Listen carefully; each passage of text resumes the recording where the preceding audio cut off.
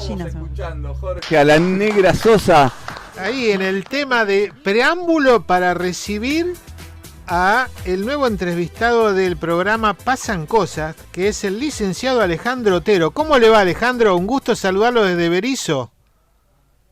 ¿Qué tal, Jorge? Un gusto saludarlo desde la Ciudad Autónoma de Buenos Aires a los amigos de Berisso. Ya te extrañaba, Alejandro, soy Toño. Antonio Ligari, que estuvo... ¿Cómo andás? Que estuvimos siendo qué gusto saludarlos. Bueno. Sí.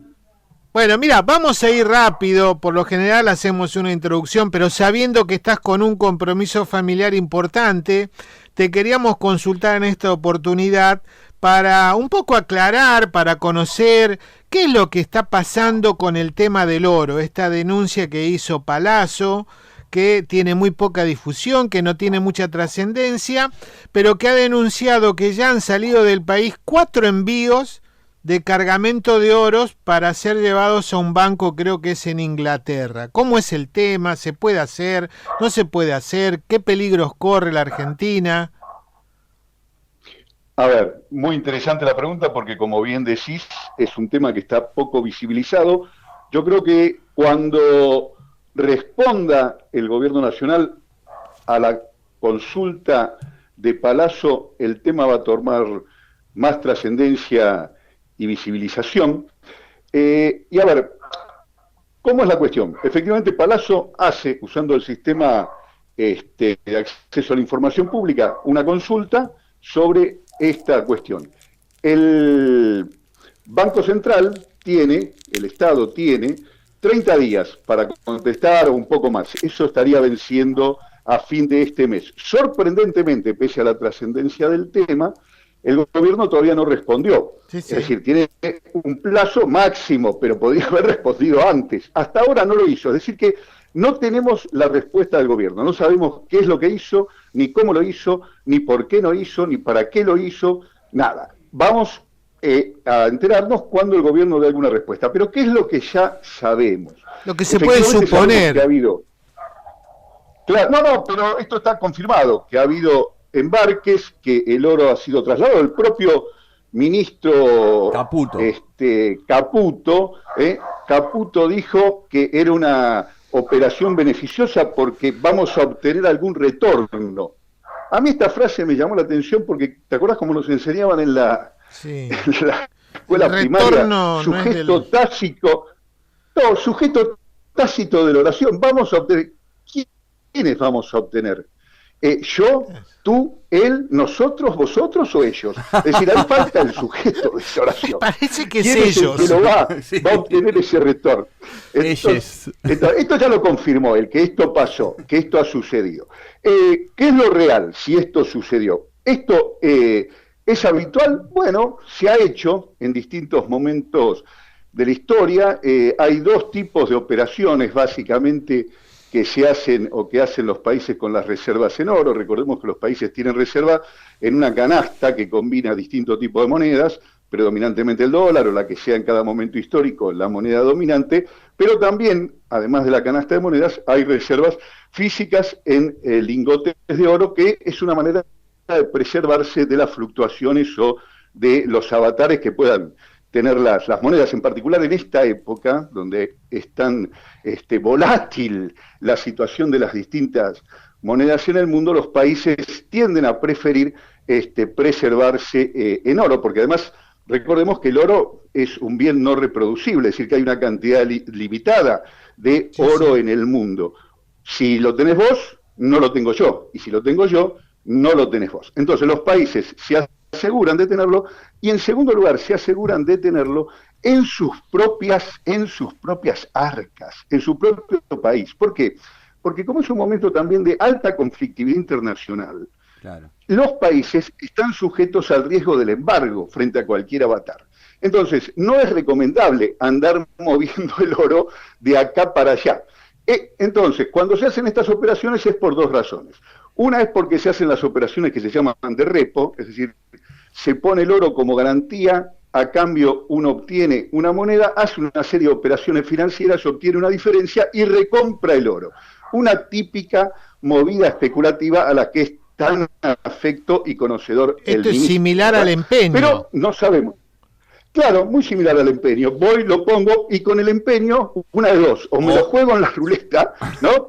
Ahí las casas de empeño que están a la salida del casino de Mar del Plata, y gano o pierdo, o hago una operación financiera que es una timba un poco más sofisticada, pero en definitiva no muy distinta de la Esta filosofía Entonces, de vivir del ahorro, ¿no? Como pretenden pagar los impuestos con los dólares, con los ahorros de los vivir argentinos. del ahorro ajeno, ahorro ajeno. Con el ahorro ajeno, claramente. Es decir, ¿no? Nada que ver con la cultura del esfuerzo, del trabajo, de lo productivo, que es lo que nosotros defendemos. Bueno, quizás por eso todos los indicadores de empleo, de producción, de consumo y de bienestar van a la retranca sin que parezca importarle mucho al gobierno. Pero volvamos al tema del oro. Ese es un tipo de operación. Y la otro tipo de operación es que lo pongo como garantía.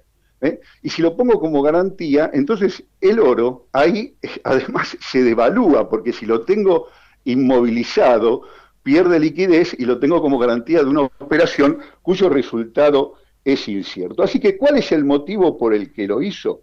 No sabemos. Las dos posibilidades que hay son estas que te cuento, y efectivamente la Argentina tiene un riesgo de embargo muy importante, en particular por la controversia que hay en relación a YPF, ¿no? ¿Eso tiene que ver con los fondos buitre, Otero?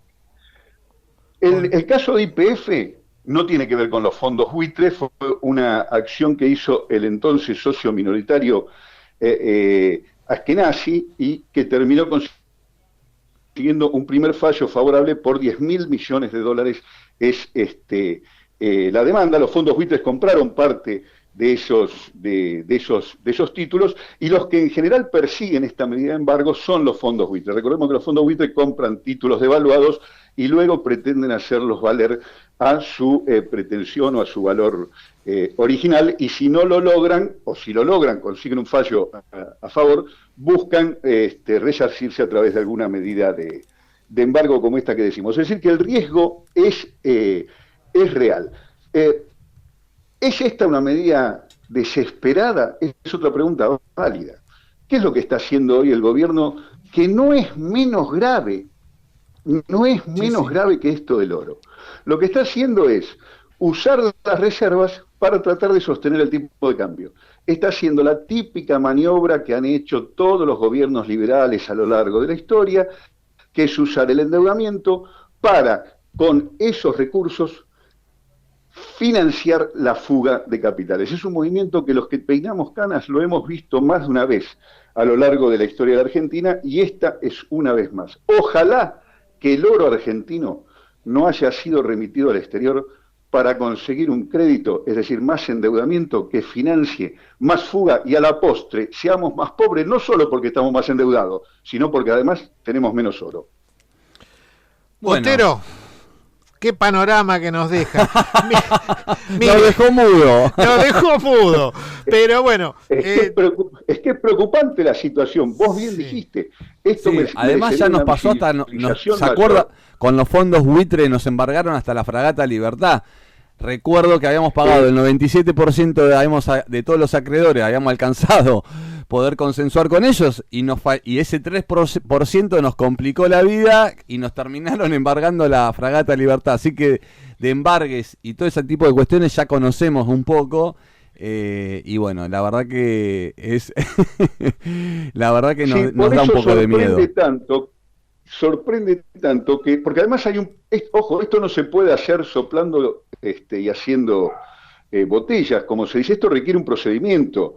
Si esto se hizo, tiene que haber toda una serie de firmas y dictámenes que tienen que acompañar la decisión. Ojo al piojo, este gobierno, y hay un informe de la Auditoría General de la Nación que invito a que lo lean, sobre el endeudamiento, y en particular sobre el famoso bono de los 100 años que impulsó Caputo en su momento, durante la gestión que pone de Macri. En evidencia, exactamente, durante la gestión de Macri, que pone en evidencia que no se cumplió ninguno de los recaudos legales que impone la 2456, es decir, la Ley de Administración Financiera del Estado.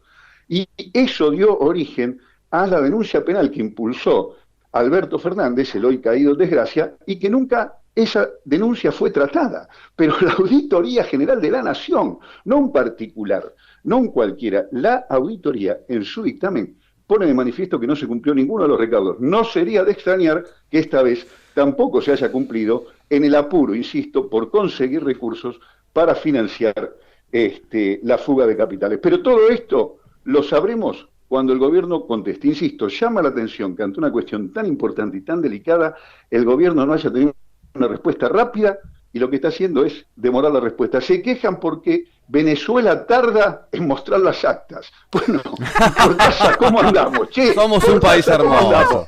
Somos una sociedad hermosa.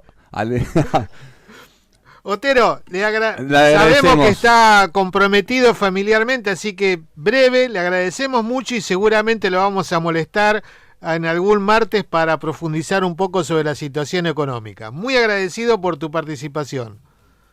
Cuando quieran, un abrazo grande. Chao, chao. Chao, nos vemos.